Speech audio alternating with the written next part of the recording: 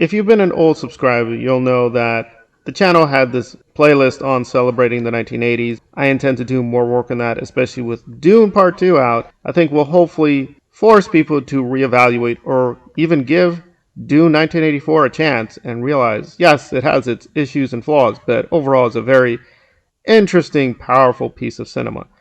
But now we're looking at 1990s culture, which I will also try to do more on. And this is basically mainly an appreciation. I will have a few criticisms, but it is jaw-droppingly funny and crazy. So what is the deal? Well, Kung Fu Panda's out. I'm not too interested in that. However, it has Jack Black, and Jack Black, to celebrate, honor, I don't know, decided to do his version with Tenacious D, his band, of Britney Spears' Baby One More Time. Oh, baby, baby, how was I supposed to know? This is mainly a praise video, so I have no major issues with it, but I think that's one of the dilemmas if you're going to do this homage or parody or whatever with Britney and Baby One More Time, because just as a music video, it was really powerful. Again, it's obvious, I'm a guy.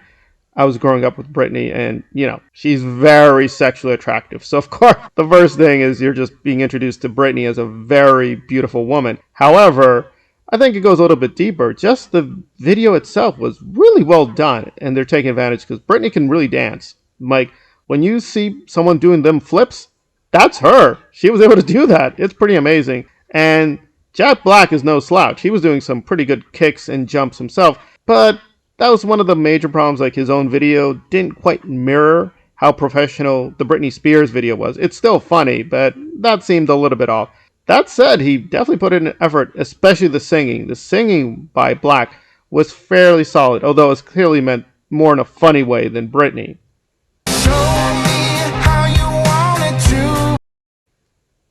In the song that he does, he's like, hit me one more, but don't hit me too hard.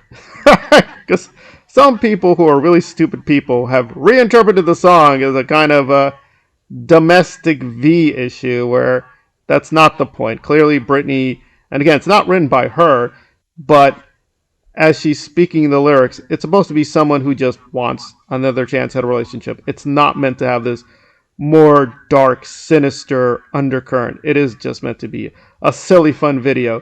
And in terms of 1990s and MTV, this thing was a monster. This thing was playing all the time. You could not escape it. And usually I was more into rap and rock and the more heavy metal stuff like Rage Against the Machine. But I gotta admit, there is just a lot of craftsmanship in that song. And her dancing, the choreography, just the whole thing behind it. And yes, I did get the album. I'd have to say the album was a little disappointing. There were really only 4 good songs, which of course they used as singles. But, right, it was a little uneven. Definitely, if you don't like Britney Spears, this is one of the best things she does. So even if you're not into Britney, this is one of her major, major songs. It does have the drawbacks of 1990s culture, them trying to put hip-hop and rap influences into everything. It doesn't quite fit.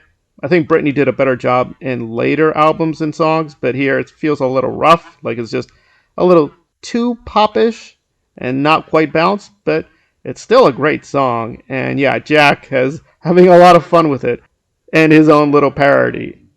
I think the only major complaint, of course, would be it is a fun parody appreciation song he did.